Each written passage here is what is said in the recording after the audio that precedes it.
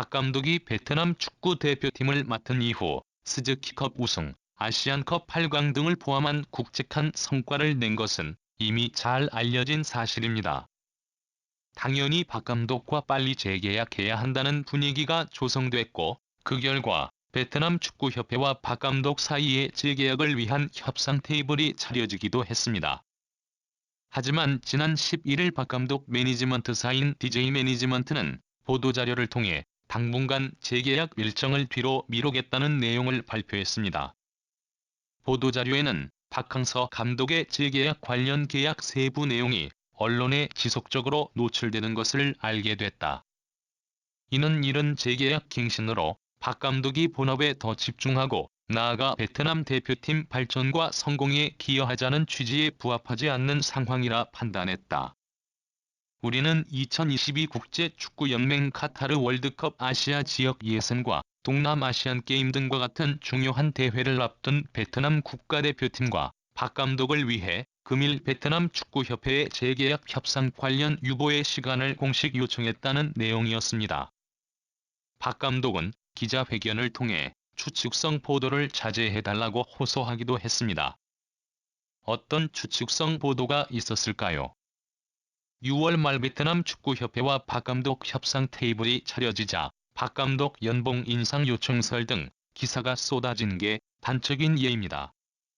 외부로 알려진 박 감독 연봉은 세후 24만 달러 선으로 알려져 있습니다. 박 감독 측이 연봉을 세후 120만 달러로 올려줄 것을 요청했다. 연봉 10배 인상을 요구했다. 박 감독이 베트남을 떠나 태국 축구 국가대표팀 감독을 맡는다 등 카더라식 기사가 쏟아진 것입니다. DJ 매니지먼트 측에서 언론에서 언급하고 있는 금전적인 논의는 아직까지 전혀 진행된 바가 없으며, 언론에서 언급된 모든 추측성 금액은 사실이 아님을 말씀드린다고 진화에 나섰지만, 한번 이어진 소문의 불씨는 쉽게 꺼지지 않는 법입니다.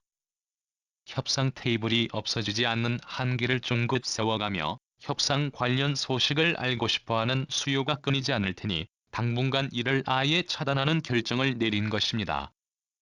박 감독 임기는 내년 1월까지입니다. 일단 당면한 과제에 집중하고 추후 다시 테이블을 차려 협상에 나서겠다는 의미입니다. 박 감독과 베트남은 서로가 서로에게 선물인 윈윈 관계였습니다. 한국에서 쓸쓸하게 커리어를 마감할 운명에 놓였던 박 감독은 운명처럼 베트남에 넘어오게 되었고, 축구 열풍이 거센 베트남에서 그의 지도력의 빛을 발하며 그는 베트남 영웅이 되었습니다. 베트남 입장에서는 박 감독은 출전한 그의 모든 대회에서 성과를 낸 명장 중 명장이 된 지 오래입니다. 박 감독은 부임 4개월 만에 AFC U23 챔피언십에서 베트남을 준우승으로 이끌었고, 10년 만에 베트남 축구 국가대표팀을 스즈키컵 우승으로 이끌었습니다. 박 감독 특유의 파파 리더십에 베트남 전 국민은 감동했고, 성과를 내고도 무덤덤한 박 감독의 겸손함은 그를 더 돋보이게 만들었습니다. 당연히 베트남 국민은 박 감독을 원하고 박 감독 역시 베트남을 사랑합니다. 그런데 왜 자꾸 모호한 논조의 기사가 나오고 애써 차려진 협상 테이블은 다시 뒤로 들어가야만 했을까요?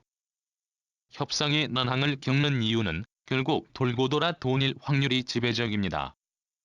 돈독에 눈이 오른 박 감독이 천문학적인 액수를 원하고 베트남 축구협회는 한 푼이라도 연봉을 깎으려고 눈이 벌게지는 막장 드라마 시나리오를 얘기하는 게 아닙니다.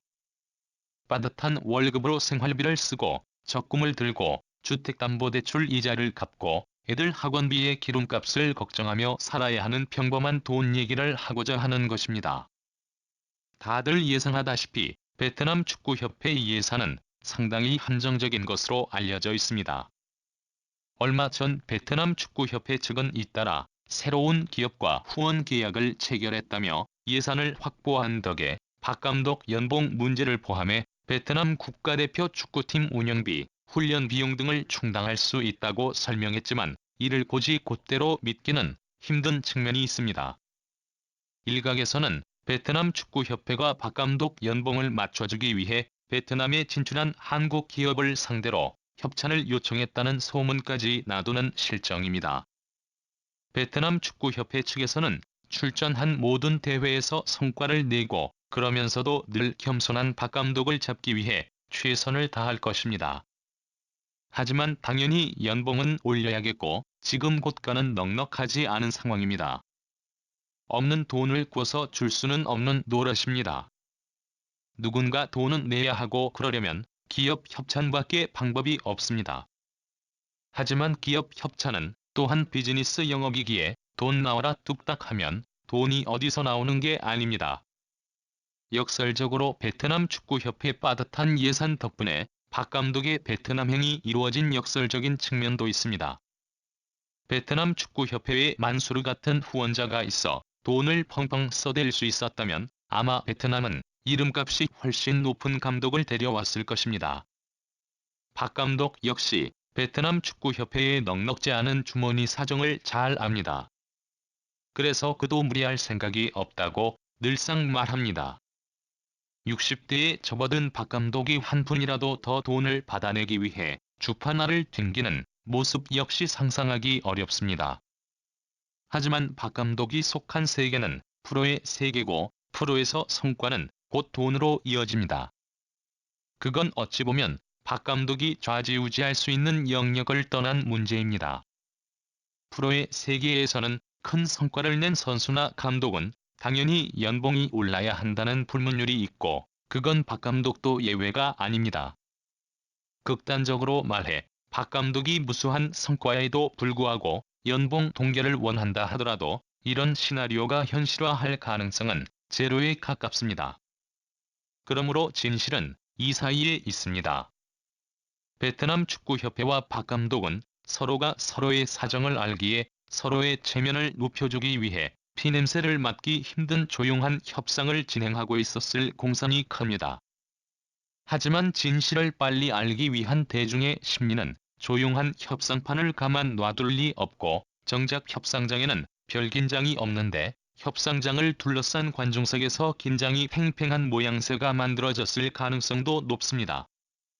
이대로 가면 불필요한 오해만 불거질 뿐이니 일단 당면 과제에 집중하고자 협상 테이블을 잠시 치우는 것입니다. 박 감독이 이끄는 베트남 22세 이하 축구 대표팀은 오는 9월 거스 히딩크 감독의 중국 U22 대표팀과 친선 경기를 치릅니다. 잘 알려진 대로 히딩크와 박항서는 2002년 한일 월드컵 시절 감독과 수석 코치를 맡아 팀을 4강으로 이끌었지요. 한국의 국민 영웅이 된 히딩크 감독의 거취를 놓고도 여러가지 설이 일었지만 결국 그는 한국과 아름다운 이별을 택했습니다. 그 덕에 한국인 마음속에 히딩크는 여전한 영웅 이미지로 남아있지요. 세월이 흘러 박 감독은 강산이 두 번쯤 바뀐 시절에 베트남에 나와 그 당시 히딩크 감독이 받았던 인기보다 더한 인기를 끌고 있습니다. 그리고 그들은 세월을 뛰어넘어 9월에 감독 대감독으로 만납니다. 그런데 시기가 참 묘합니다. 박 감독 재계약이 걸린 시점입니다. 오랜만에 만난 히딩크 감독은 박 감독에게 어떤 조언을 해줄 수 있을까요? 박 감독을 사랑하는 일부 교민은 박 감독이 아름답게 퇴장하는 게 낫지 않겠느냐는 얘기도 하곤 합니다. 그가 신이 아닌 다음에야 그에게 쏠렸던 각종 기적이 영원히 계속되리란 보장도 없고 재계약 이후에 출전한 대회 성적이 신통치 않으면 비난에 시달릴 공산이 크지 않겠느냐는 우려입니다. 그런데 정작 박 감독은 아름다운 이별 같은 고차 방정식에는 별 생각이 없는 것으로 보입니다. 그는 그냥 축구가 좋은 사람이고 베트남 대표팀을 맡아 좋은 성적이 나는 것에 기쁜 단순한 사람입니다.